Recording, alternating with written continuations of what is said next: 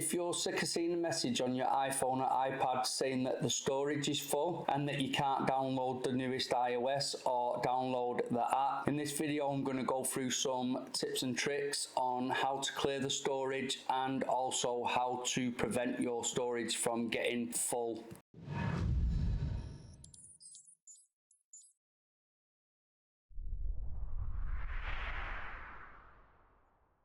So the first thing when looking at your memory, you need to actually find out what is taking up all the storage.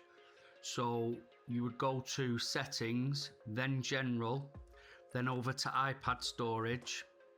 And here you will get a bar at the top. This tells you how much is free and how much is taken up. Now this bar is predominantly taken up by red. And if you go over to here now, it indicates what the colors mean. So the light gray is the system data.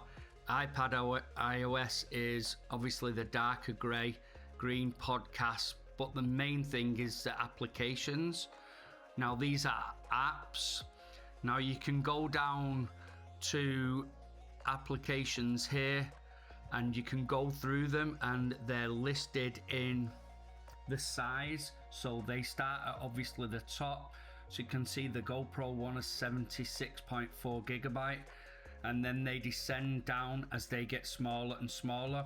Now if you go on to offload unused apps, you can click that and that will get rid of the ones that you'd not used for quite a while. And then you can actually offload other apps. So the difference between delete and offload: delete means that it's gone forever.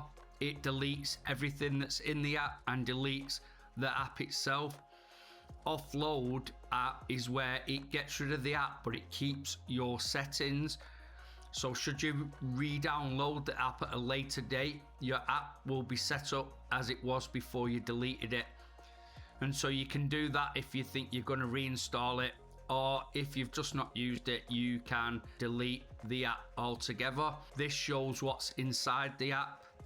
You can edit, and when you edit, delete individual items. So if I go back to the GoPro, the next step, again in settings, in general, iPad storage or iPhone storage. This sequence is exactly the same on the iPhone as well. You can go into review large attachments, and basically that brings up all your attachments again in descending order. So the biggest one first. These are mainly videos and photos. You can go through them and individually delete the large attachments. Now this is quite a big one. A lot of people don't do this. It's messages. So when you send a message, whether it be a WhatsApp, an email, it stores that message, and that message also stores its attachments. So if you sent photographs or videos or any kind of media, it stores that within your storage on your iPad. And what happens is people send them over the months and the years and they forget to delete messages, and they can take up a considerable amount of storage. In order to combat this, go through onto your message app, and then within messages you'd go through and delete the messages you no longer wish to keep. That will delete the media as well. If you want certain attachments, you can save them attachments from your message, download them to your camera roll. You do this on WhatsApp. The same thing goes for mail. All the attachments, they all get stored and they all take significant amount of space.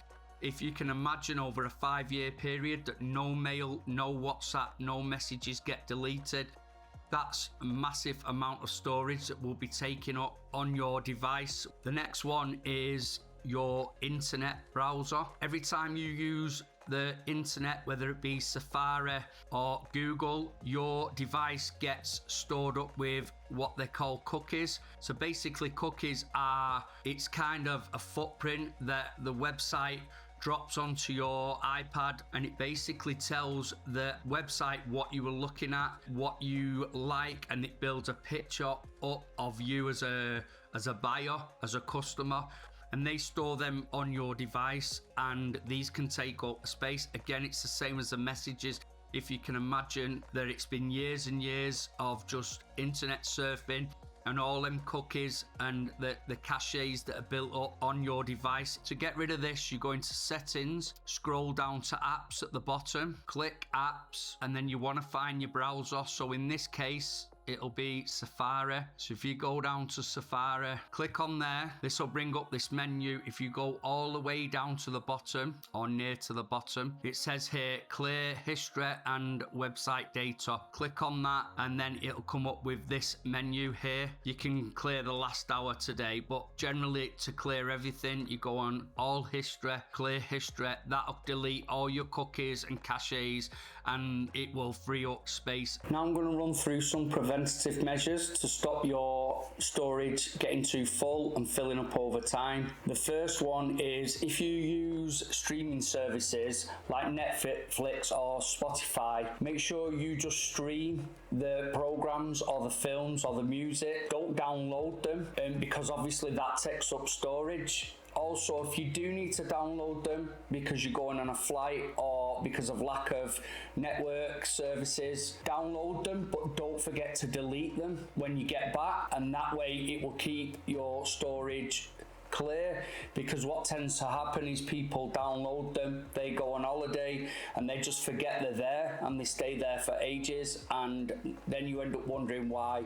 The second tip is you can go into messages and set the settings to delete your messages after 30 days or after a year. This is good to stop you forgetting to delete messages. This can be set for all message platforms like WhatsApp. The only caveat to that is that once they're deleted, they're gone forever. So do make sure that it is messages you're willing to sacrifice and that you don't want to keep for memories or whatever purpose, but you can do that and that stops you forgetting. That'll free up more storage. And the last tip is if you're using your iPhone or iPad for videos and photos, just go through them every now and again to check that there's not duplicates. A lot of people seem to take 3 or 4 photos of the same scene. You can just run through your photos and just have a look to see what's been duplicated, pick out the best photo and delete it. This is going to take time the first time you do that, and this is also dependent on whether you use the iCloud. Go through them, check the duplicates, get rid of the ones you don't want, and then that will keep storage free from unwanted photos and videos. That's all I've got for today. Don't forget to subscribe and like, please. It does help me out, and I'll catch you on the next one.